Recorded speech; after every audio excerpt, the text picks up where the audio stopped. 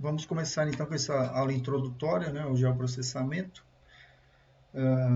Alguns aspectos fundamentais dessa ciência na perspectiva introdutória. Né? Começar primeiro com essa história. John Snow foi um médico, infectologista, epidemiologista, do final do século XIX, e como diz aí, né, conhecido como o pai da epidemiologia moderna, por conta de seus achados, e também pai do GIS, o GIS, que significa Geographic Information System, que brasileiramente falando seria Sistemas de Informação Geográfica. Podemos tratar aqui, vamos tratar aqui nessa disciplina como sinônimo de geoprocessamento, embora haja diferença em cada uma dessas terminologias. Mas voltando então ao John Snow, ele ficou famoso porque esse surto de cólera assolou a Broad Street em Londres, no bairro do Soho. Em 1850, o cólera foi muito mal compreendido e surtos maciços eram uma ocorrência comum nas grandes cidades industriais. Um surto em Londres em 1854, no distrito do Soho, era típico na época. Veja bem que no período a própria medicina era bem desconhecida em relação ao que nós conhecemos hoje sobre infectologia, doenças de rápido contágio, dentre várias outras coisas. A tecnologia era ínfima. Um dos aspectos que eram levados em conta era a teoria dos miasmas, que hoje praticamente é abolida, que consistia em pensar que mau cheiro, odor, essa coisa muito forte e ruim, implicava em transmissão de doenças e coisas do tipo. Então, naquela Inglaterra vitoriana, onde esgotamento sanitário, coleta de lixo, animais utilizados em transporte de carga que transitavam por Londres e defecavam por todos os cantos da cidade, é de se imaginar que não era um odor agradável. Então, muitas das doenças estavam no imaginário social, estava associado a esse tipo de insalubridade, de condição ambiental, né, de sujeira, etc. Não que isso não implique em algumas doenças, mas no caso do cólera não tinha relação. Porém, o John Snow ele fica conhecido por essa questão do mapeamento, do geoprocessamento, porque ele fez a seguinte aplicação. Ele pegou os casos de cólera, onde estão essas manchas aqui vermelhas, né? Primeiramente ele se valeu de um mapa, né? E nesse mapa de ruas, de logradouros, ele marcou com tracinhos os casos de cólera na frente daquelas respectivas residências onde haviam casos constatados. Então, por exemplo, dá para perceber que aqui é uma região de alta incidência, que é a região da Broad Street. Se colocasse um mapa de círculos, ficaria com essa característica, né? Traduzindo nessa visualização. Mas não parou aí. Ele tinha uma hipótese forte de que esse surto estava associado ao consumo de água contaminada. É lógico que tem todo um contexto de como ele chegou a essa hipótese, que não vem aqui ao caso, mas vale a pena conferir. Facilmente acha essa história na internet. Mas, enfim, ele chega a essa hipótese, é uma hipótese que ele precisava constatar na prática. Então, se a água está associada ao surto de cólera, bastava verificar onde essas pessoas estavam consumindo água, de que ponto. Então, ao lançar os pontos dos poços de abastecimento de água, que são esses pontos azuis, ele constatou que esse poço aqui do centro do Soho poderia ser o principal vetor de contaminação. Ao fazer isso, isolar esse poço, a situação foi reduzida drasticamente. Então, depois foi uma questão de verificar o que estava acontecendo ali, etc. Bem, mas voltando ao geoprocessamento, né? Como a gente poderia definir? Geoprocessamento poderia ser definido como um conjunto de técnicas computacionais que opera sobre bases de dados, que são registros de ocorrências georreferenciados para transformar em informação, que é um acréscimo de conhecimento relevante. Quem disse isso foi o Xavier da Silva, que é professor de geoprocessamento da Universidade Federal do Rio. Eu acredito que ele deve estar aposentado, já é um senhor ilustre, que deixou um grande cabedal de trabalhos e discípulos, né, no campo do geoprocessamento ambiental. Mas ele disse isso em 2001, em um de seus livros. Em 2009, num artigo que ele publicou sobre a definição de geoprocessamento, ele coloca essa segunda frase aqui, que geoprocessamento é um conjunto de conceitos, métodos e técnicas que, atuando sobre bases de dados georreferenciados por computação eletrônica, propicia a geração de análises, sínteses que consideram conjugadamente as propriedades intrínsecas e geotopológicas dos eventos e entidades identificados, criando informação relevante para o apoio à decisão quanto aos recursos ambientais. Perceba o seguinte, que o mesmo autor pontua duas questões que aparentemente se contradizem. Primeiro, ele diz que é um conjunto de técnicas computacionais. 8 anos mais tarde, ele diz que é um conjunto de conceitos, métodos e técnicas. Isso denota uma questão que o geoprocessamento ainda é um conhecimento em construção. Então, nesse período houve, sem dúvida, muito avanço na abordagem do geoprocessamento e podemos dizer que hoje ele evolui para o campo de uma ciência. Não que o Xavier não soubesse disso em 2001, duvido muito, mas apenas ele pontuou de forma diferente sobre o mesmo fato, né? E nesse artigo ele reforça essa ideia de que é um conjunto de conceitos, né, em construção.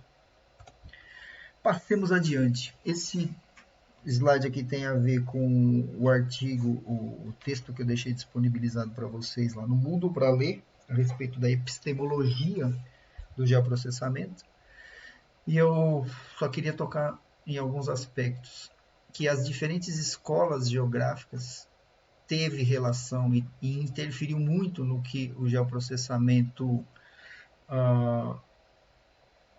abarcou no campo metodológico.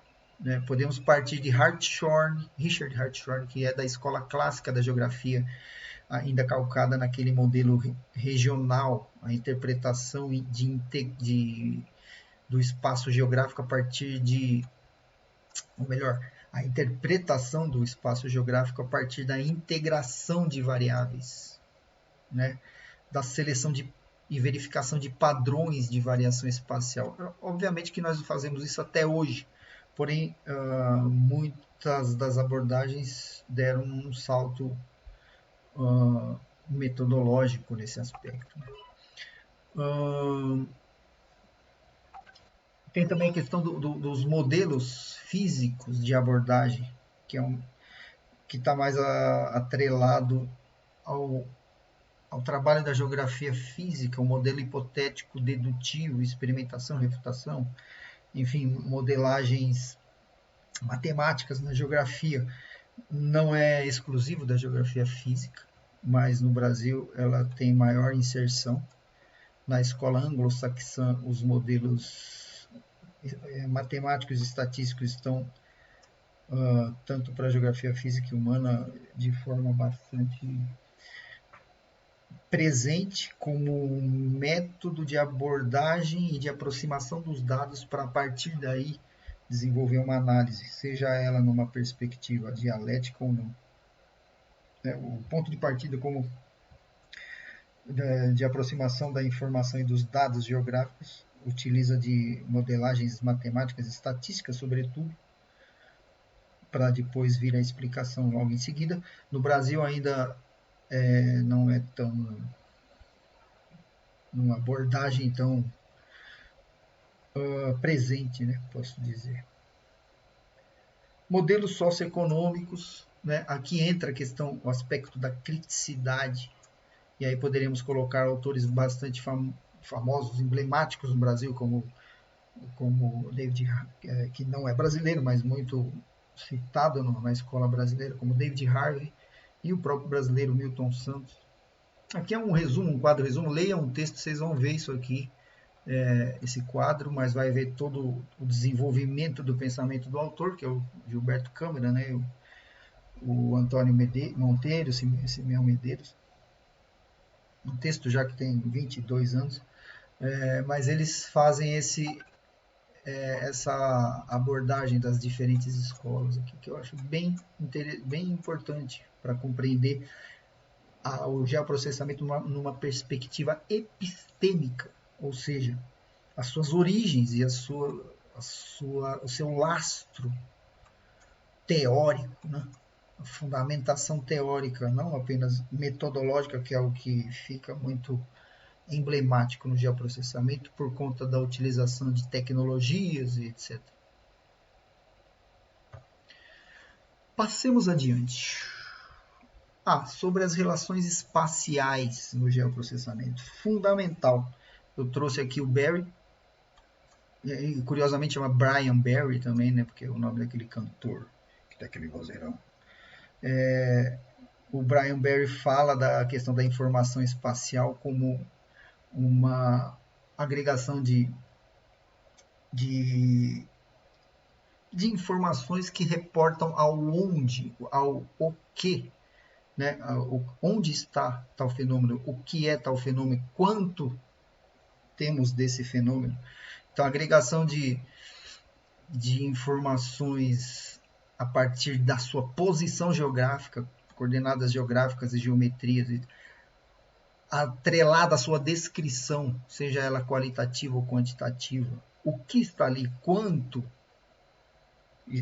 está ali. O que está ali, por exemplo, um fator temático qualitativo, por exemplo. O que solo está ali? Um latossolo, vermelho e amarelo, um podizólico, uma areia quartzosa. Ou nem fala assim, nem se fala mais assim, né? Areias, solo quartzarênico, né? Outros termos. Mas eu posso também pensar quanto de argila tem ali naquele solo. Quanto, né? O que está ali? Uma população branca, amarela, parda, negra, preta. Ou eu posso dizer o quanto de cada um dessas características tem ali, né? Da raça cor. Quanto de população branca, amarela, parda, preta tem ali, né? Segundo o critério do IBGE. Então, essas relações espaciais, elas são, no geoprocessamento, fundamentais na sua ligação geográfica, geométrica, no sentido de coordenadas geográficas, o x, o y, a latitude e a longitude, como a sua relação com o descritivo. Isso é fundamental no geoprocessamento. E no geoprocessamento também nós trabalhamos na perspectiva das camadas temáticas. Daí a importância de vocês terem feito cartografia temática antes de chegar nessa disciplina aqui. Por quê? Porque lá nós vimos justamente isso, os diferentes temas da geografia, especializados em layers, como papéis transparentes, né? Então aqui é um exemplo apenas, uma ilustração, mas é bastante importante, partindo do mundo real, certo? Para a modelagem espacial, ou a representação espacial, nós temos diferentes categorias de análise que podem ser vistas isoladamente, né?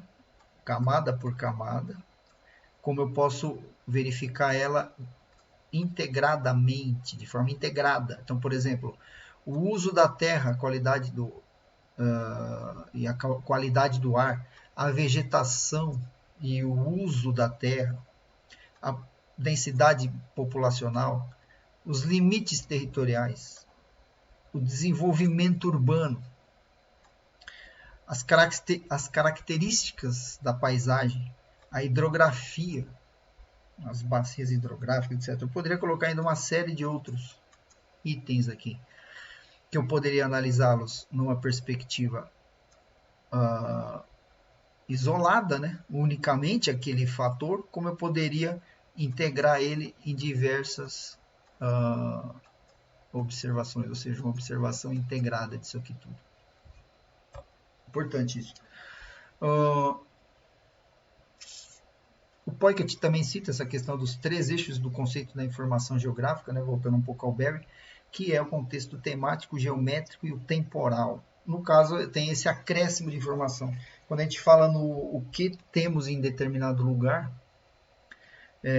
subentende-se já 2 informações. Né? O que nós temos ali, o que se reporta a um tema, e o ali se reporta ao lugar, a coordenada geográfica, a posição geográfica. Esse o que pode ser tanto numa perspectiva quantitativa como qualitativa, como vimos agora há pouco. Porém, um acréscimo a essa observação é a questão temporal, certo? O que eu tenho ali, né? O que acontece naquele lugar sobre uma perspectiva temática, né? Onde está subentendido na frase, e o fenômeno também. Porém, eu poderia acrescentar como isso evolui ao longo do tempo, como esse elemento muda, né, de lugar para lugar ao longo do tempo. Existe um padrão nisso? Questões, né, problema que se pode levantar. Há um padrão nisso? Esse padrão é possível de ser contemplado e analisado? Então, são perguntas iniciais fundamentais no geoprocessamento. A partir dessas perguntas é possível aplicações diversas. Por exemplo, mapeamento temático, no diagnóstico ambiental, na avaliação de impactos, na questão do ordenamento territorial, interpretação de padrões de distribuição geoespacial de fenômenos, na predição, prever fenômenos, simular fenômenos, tomada de decisão. Na verdade, esse termo tomada de decisão está ligado a isso aqui tudo, né? Tudo isso aqui é voltado para a tomada de decisão. Alocação de recursos, né, no espaço. Veja o vídeo lá o vídeo do Data for Decision que eu coloquei para vocês assistirem. Cai como uma luva nessa questão. Ali, a tese principal tem a ver com essa questão da alocação de recursos. Diversas finalidades do geoprocessamento, né? A análise pode ser condicional, pode ser uma análise de localização, análise de tendência, roteamento, por exemplo, de rede de transportes, rede de energia, tudo que tem relações com rede. Modelos, modelagem ambiental, por exemplo. O cachorrinho está participando, quer fazer pergunta aqui. Definições de SIG. Como que nós poderíamos definir SIG? É difícil definir numa única frase, então diversos autores colocaram diversas definições, né, distintas. Então, uma delas é definição de SIG, subentende-se geoprocessamento, sistemas de informação geográfica ou geoprocessamento, como nós vamos abordar nesse curso. Um conjunto manual ou computacional de procedimentos utilizados para armazenar e manipular dados georreferenciados. Aronoff, 1989. Veja que ele coloca o termo manual ou computacional. Lembra do John Snow? Não existia computador na época dele. Segundo, do Peter Burr. Conjunto poderoso de ferramentas para coletar, armazenar e recuperar transformar e visualizar dados sobre o mundo real. Conjunto poderoso de termo poderoso, porque até é curioso falar esse termo poderoso nos dias atuais, né, no século XXI, mas é que foi tanta emoção para esses autores, e isso eu falo com base em algumas leituras que eu fiz até, da emoção que esses autores, que esses geógrafos tiveram ao conseguir trazer um cabedal de metodologias da geografia que por séculos era impossível de ser implementado por conta do processamento de grande volume de informação. Não sei se vocês lembram, eu acho que eu devo ter contado essa história, de que o primeiro mapa topográfico da França levou 100 anos para ser feito. O primeiro mapa topográfico em grande escala. Né? Foram 3 gerações de uma família para terminar esse mapa. Então, hoje, ou melhor, em 1999, o ônibus espacial Endeavour americano fez um sobrevoo de 11 dias na superfície terrestre e mapeou a topografia do planeta todo, mas possível de analisar numa escala de 1 para 100 mil, 1 para 50 mil. Então, veja o absurdo, o poder da informação que no qual estamos de frente nesse momento das tecnologias da informação, né? Que abre uma infinitude de possibilidades de análises geográficas. E não para, né? Não para. Um sistema de suporte à decisão que integra dados referenciados espacialmente num ambiente de resposta a problemas, COEN. Um banco de dados indexados espacialmente sobre o qual opera um conjunto de procedimentos para responder a consultas sobre entidades espaciais. Ora, você tem um banco de dados indexado espacialmente sobre diversos temas, população, saúde, território, solo, geomorfologia, hidrologia, hidrografia, rede de transportes, uma infinidade, rede de transmissão de energia. Veja bem, você tem esse conjunto indexado espacialmente sobre vários temas, e a partir daí é possível realizar análises geográficas. Então, é uma ferramenta na mão do geógrafo das melhores. Né? O geógrafo deve aproveitar esse conhecimento que ele tem, o teórico, e utilizar o SIG como um instrumento aplicado e prático, técnico. Essa é a minha opinião. Estrutura geral de um SIG. Eu vou passar rapidamente, porque vai ter uma aula que eu vou voltar nisso. Mas um preâmbulo aqui seria que o SIG, ele, no estágio moderno, onde os sistemas computacionais são a base, né, estrutural e infraestrutural básica. Então, nós temos um usuário, um sistema onde é possível entrar dados geográficos. Nesse mesmo sistema, nós temos funções que permitem fazer processamento de dados e exibir esses dados graficamente em forma de mapas, imagens, etc.